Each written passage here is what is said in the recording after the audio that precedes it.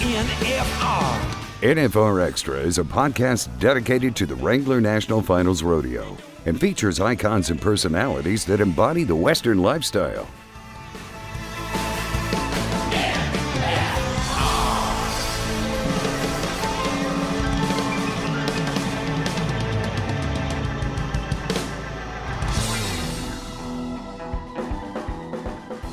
One decent in the circuit, filled my permit, and hung around those guys. And then in 2000, they were putting a crew together. And I said, "Do you want to go?" And I said, "Shoot, yeah." And they said, "We got a spot for you." There are a lot of kids coming up and a lot of great clinics for these kids to go to. And as much as I do not want to give Oatberry any credit, what he's done with those, his events has helped a bunch. And it's helped in the way of giving these kids confidence. Great steers, great setups, and the ability to gain confidence in winning at a young age. I've always bet on myself, even at a young age. And fortunately for me, and unfortunately for Pete Rose, I get to be put in the Hall of Fame. But, at a young age, I'd always bet on myself and put the pressure on myself. This is pro rodeo announcer Andy Seiler, and you are listening to NFR Extra. Whenever we put this one on the schedule, I was just licking my chops because we've bumped into one another throughout the years, but I always love when I get to chat with Luke Branquinho, and right now his stock just continues to rise. So I don't really know where to begin, but congratulations on making it into the Hall of Fame. Oh, shoot, I appreciate it. It's funny. Stock begins to rise. I'm not seeing that in my bank account, but anyway, it was, when I got the call, it was, a bit unbelievable. Really, I was working on the tractor. We were doing something, and they said, "Hey, what do you got going on first part of July, or July 14th and 15th?" And I was like, "Oh, shoot, I just signed a contract with Calgary. I'll be up there doing TV for them." They're like, "Oh, you think you can take a couple days off?" I'm like, "Well, probably not. It's a signed contract and I like doing that stuff." "Well, we're going to put you in the Hall of Fame." I'm like, "Oh shit. Yeah. Let me see what I could do. Let me see if I can make some calls." Yeah. That's one of those things that you don't really put on the back burner. That's, draw out on a steer that you didn't like, but hey, you're going to the Hall of Fame. Yeah. I'm going to make that one. Yeah, for sure. And funny thing was, I called our contact up there, which she's been awesome, has always been awesome. And I said, "Hey, I might have to skip a couple days." And she's like, "Oh no, why?" And I told her, she's like, Oh yeah, we'll make that work. We'll just have Butch Knowles fill in for you on the days you're gone." And then the list came out that evening. I'm like, "Oh shoot." I had to call Cindy again and say, "Hey, about Butch filling in for me, that might be a little tough." So Jeff Metters is going to have to take over the whole thing. But the good thing about Calgary is you have some of the very best athletes in the world. Surely you could find somebody to fill in for a day or two. Sure. Right. The future Hall of Fame hopefuls, not in bad footsteps to be following after Butch Knowles and Luke Branquinho. You've kind of had some big life-changing moments with a big move from a multi-generational California family going to Texas. Tell us a little bit about that. Yeah, so, times out there have changed tremendously.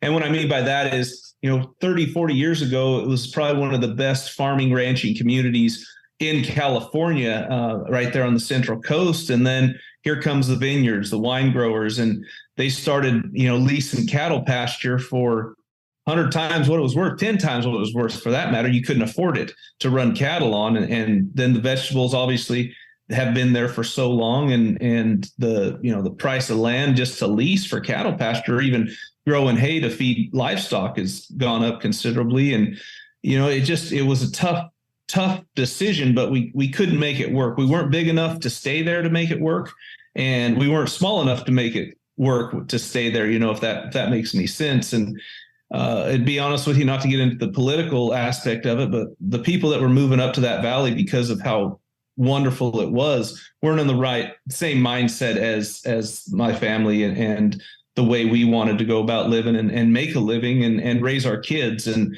that was a huge reason for us moving and getting out of there. Unfortunately, it's still hard. We're still struggling with it, but for the future of the kids is what we were kind of looking for.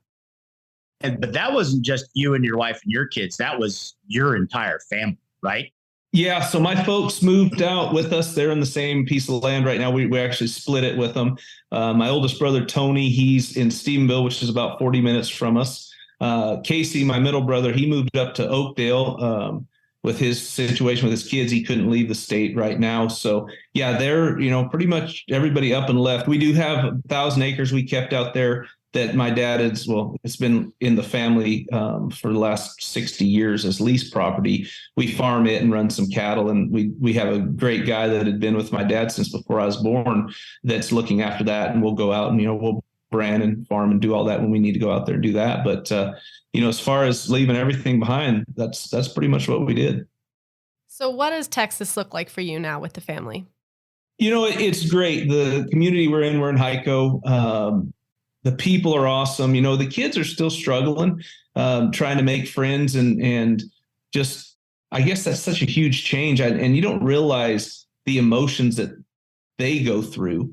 I know my emotions, but I figure they get thrown into school, they'll make friends, they'll play sports and everything's good to go. Well, that's not necessarily the case, but as far as Texas itself, it's awesome. We went and registered our cars when we moved out here last year, and we're used to paying $1,200-$1,300 a vehicle to register them in California. They're like, yeah, sorry, it's going to be a little high this year because your first time resident registering your car in like $150 or $170. We're like, oh, okay. I thought we were going to, anyway. So, there's always those types of things that make you laugh when they say, it's a little bit higher than what we're used to. And I'm like, well, not very much for us.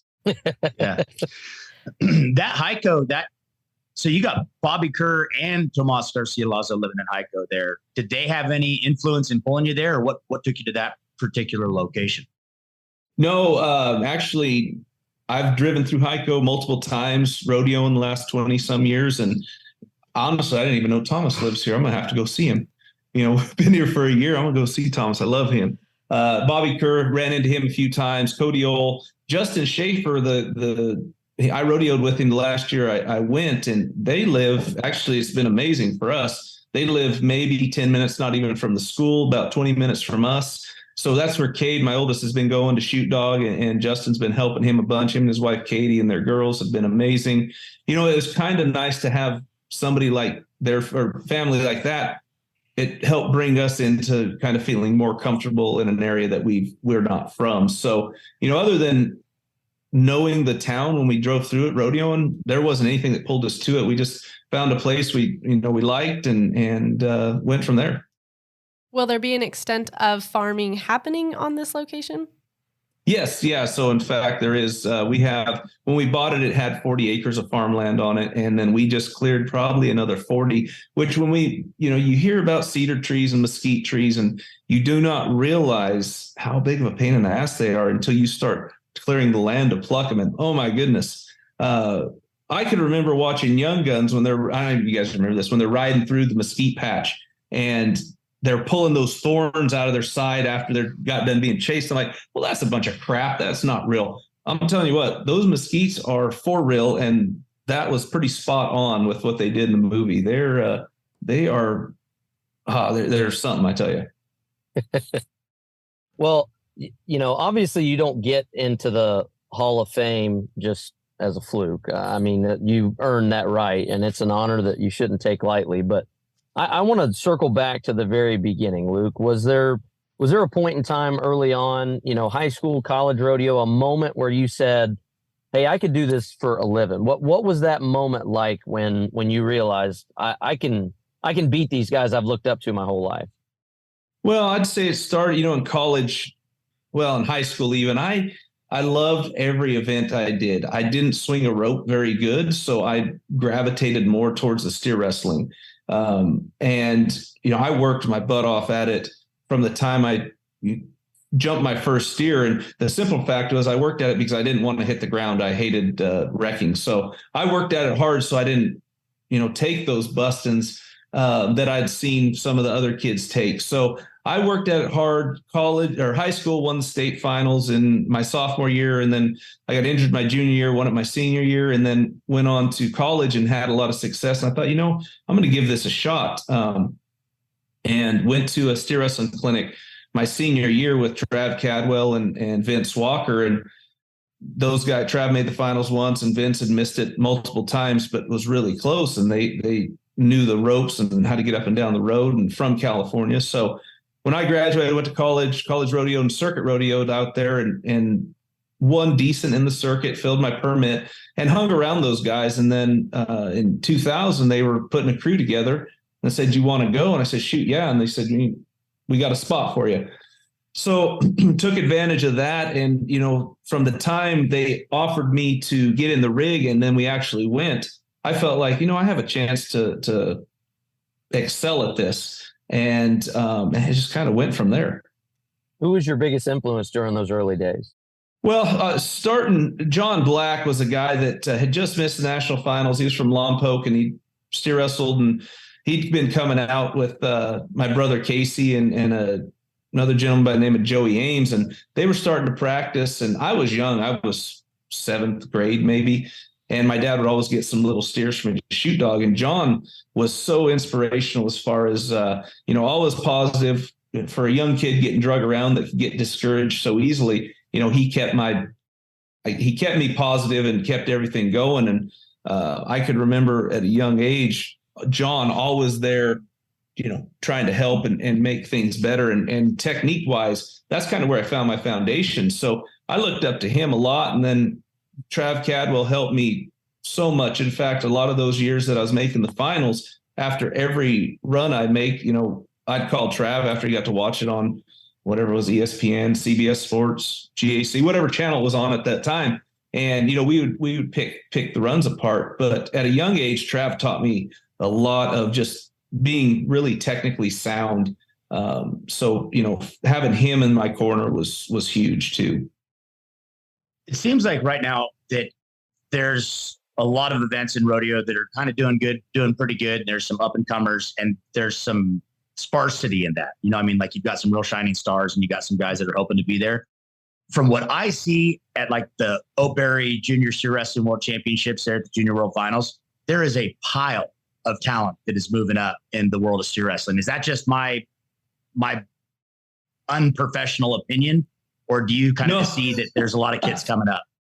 There are a lot of kids coming up and a lot of great clinics for these kids to go to. And as much as I do not want to give Oakberry any credit, what he's done with those, his events has helped a bunch. And it's helped in the way of giving these kids confidence, great steers, great setups, and the ability to gain confidence in winning at a young age. And I also the WCRA, what they're doing with the youth division and giving these kids an opportunity, and not only the opportunity, but the opportunity with the pressure. And that's the key right there. If you can give these kids opportunity with the pressure that is added onto it and they succeed, it's just going to help grow all the events. And that's what I feel like we're seeing right now with these young kids, especially take a kid like Cash Robb. I think he's won Oats Deal a couple times.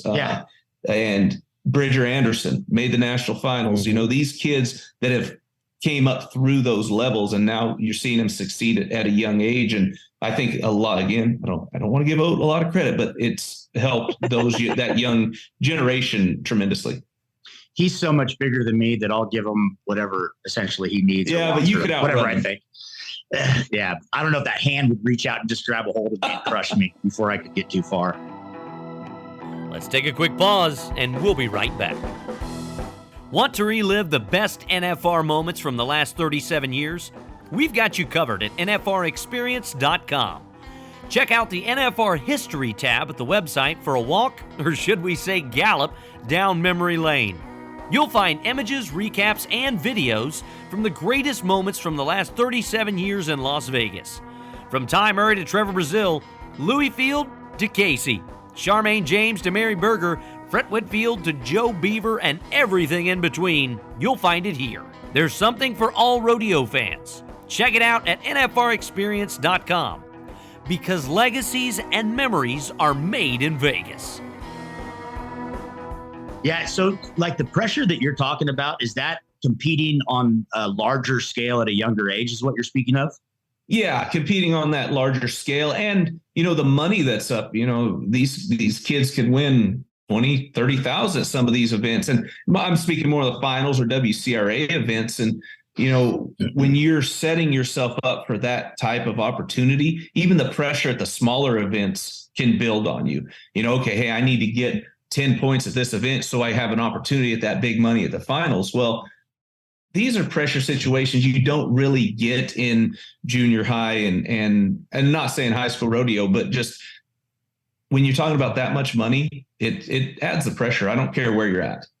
When do you think you had that turning point of pressure when you were competing? Like, was it after college where you would have those moments of, I have to win this round or I have to be fast, that it no longer affected you? Or does it just follow you your whole career and you learn to kind of balance it better? I think I learned how to balance it better, but I've always bet on myself, even at a young age. And fortunately for me, and unfortunately for Pete Rose, I get to be put in the Hall of Fame. But at a young age, I'd always bet on myself and put the pressure on myself. Like, I need to go do this. I need to succeed to prove to myself I could do it. I didn't have the opportunities of those big money situations, but I did have two older brothers that it was, you always compete. I don't care what it is. If you got two older brothers, you always compete to try to beat them. And at a young age, I was very unsuccessful at that. And I just kept driving myself to push forward and try to beat them. So I think, at the pressure for me was having the two older brothers and knowing I had to go out there and beat them to prove to myself I could. So I don't want to start a debate or say we're going to have hot topics and all this, but the issue of replay has been one that's on everybody's mind as of late. And, there are those, and I'm not going to speculate, but it could have put another world championship on your mantelpiece, when you go back to your competing days. But we all know, as fans of the sport, it's an imperfect system. You can't have the same technology in Yuma, Colorado that you're going to have at the Calgary Stampede. So in your mind's eye, what would be the fairest way to set up a replay system? Well, to go back on that, Andy, I think everything happens for a reason. For what happened with me in 2008, had I won that world championship, I may not have went on and won anymore. So for me, it was, hey, that happened. I'm going to go on and keep striving to be the best. And, like I said, everything happens for a reason. Did I agree with how it happened? No. Could I have done my job better? So I didn't put Butch Kirby in that situation to have to make that call. But to your answer or to your question, I think instant replay is, we're in 2023 now. Every sport that the players get paid to play have it. Why not rodeo when you have the opportunity? The players don't get paid to play. We have to win it. We pay an entry fee for the most part, other than Calgary, Houston, and a handful of them. So Why not let the right person win? Because it affects our bank account way more than it affects any other professional sport player. And again, Yuma, Colorado can't have it. You have to have it set up to where a rodeo has to be technically set up for it. But why not? Why not do it to give the Cowboys the best opportunity, or cowgirls, cow athletes, cow people in 2023 is what we should say. Cow non-binaries. Yeah, exactly. Stop. So I honestly think if you have the ability and have the capability, Houston, for example, we know what happened there. Was it the right call? I don't know. I would have to see multiple replays, and we have the technology to do it. San Antonio, Fort Worth, these rodeos where the money's big. And I hear people's arguments saying, well, that money you win at Houston is the same money that you're winning at Yuma, Colorado. Yuma doesn't have it. You might screw a cowboy over here, but they're not getting the same fair treatment. No, but we have the technology to make it where we can use it. Yeah. Speaking of technology and your thoughts and opinions, tell us a little bit about your podcast. Oh, yeah, that Luke Branquinho show thing. It's been fun. It really has. And for me, sitting down and talking with a lot of the athletes that you don't really know the insight. You see them at the rodeos, you bullshit them, but you don't know a lot of their stories. And to be able to sit down with athletes and hear their stories have been pretty amazing. But not only the athletes, I've had actors that are, really love the Western way of life, sports figures, people like that love the Western way of life, that can relate to it, that are not necessarily in it.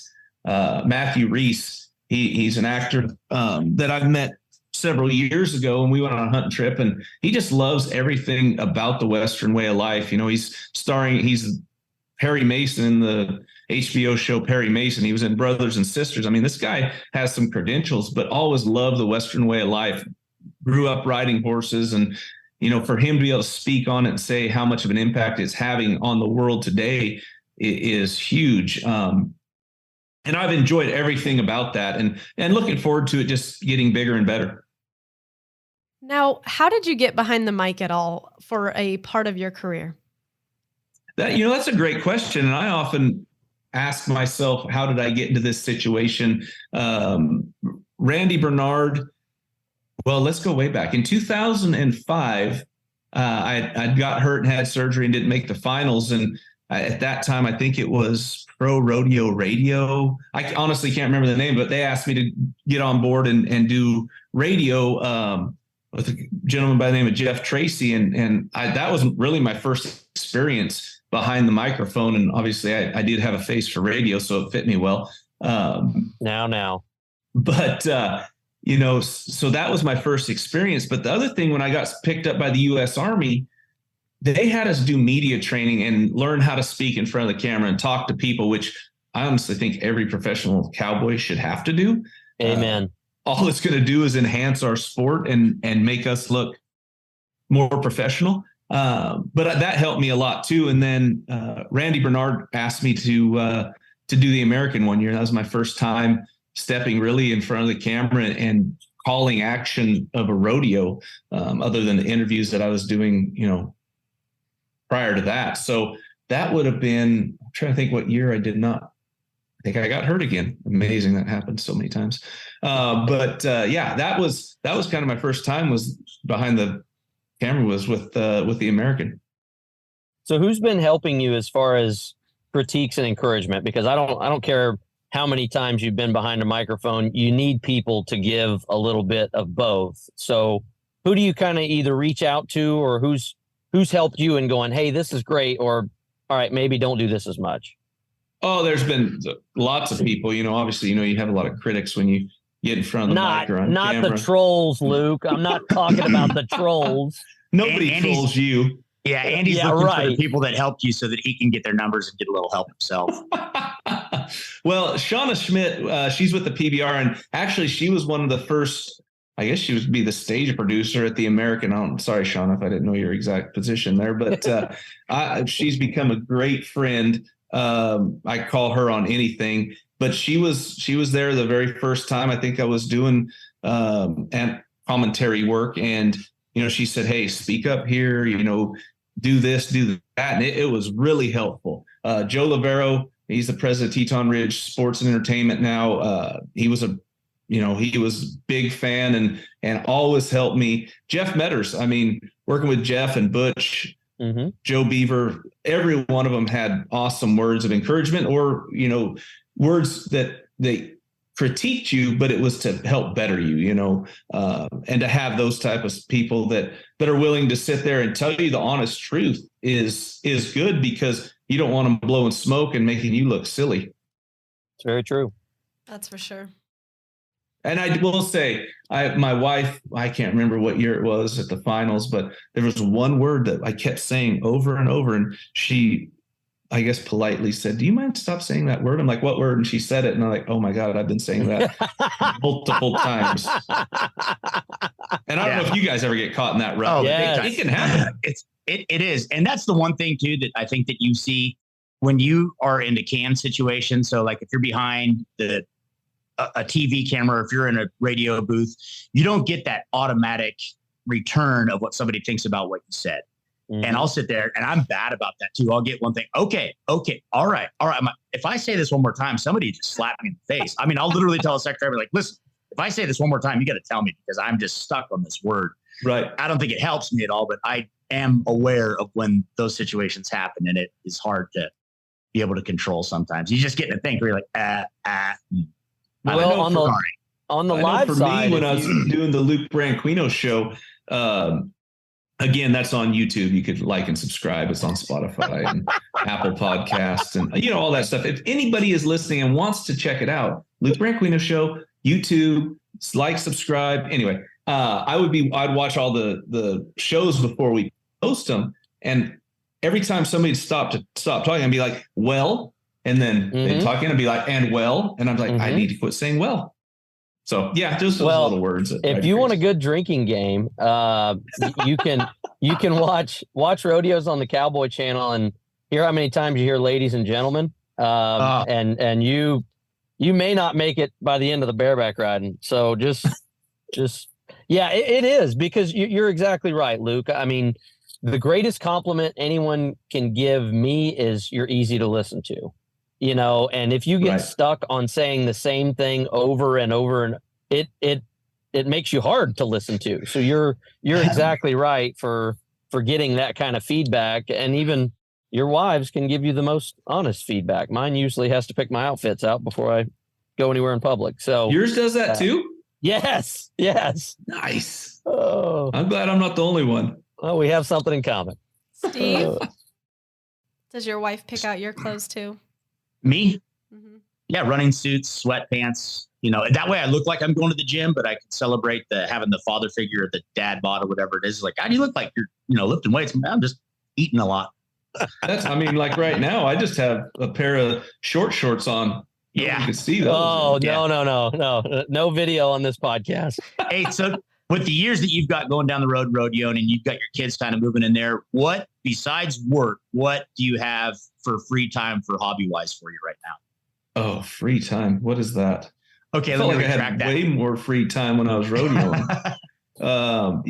Free time is baseball. We're baseball season right now, so I'm helping coach one of the teams, and we I think there's a couple games where the boys have 3 games, or we have a game on Thursday, and all 3 of them have a game, and we're in different counties. So that makes it tough, but fortunately, my folks are here to help us out. But free time is dropping off at school. I go to the gym every day for the last 2 weeks. Big positive for me. And then come back here and work, and I don't think as a cowboy and a farmer and a rancher that there really is free time. If that makes sense, there's always something to do.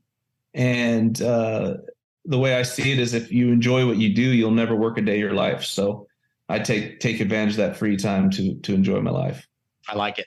Well, Luke, I can honestly say we need more people like you in our industry. So please keep doing what you're doing and do more of it. And congratulations again on all of your accomplishments and the successes of your family, because you guys deserve it all.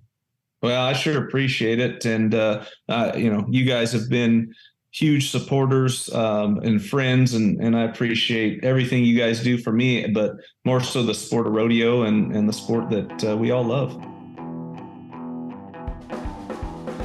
Want to experience more of the NFR? Then visit NFRexperience.com, and we invite you to subscribe to NFR Extra on Apple Podcast, Spotify, iHeartRadio, and wherever you're listening right now.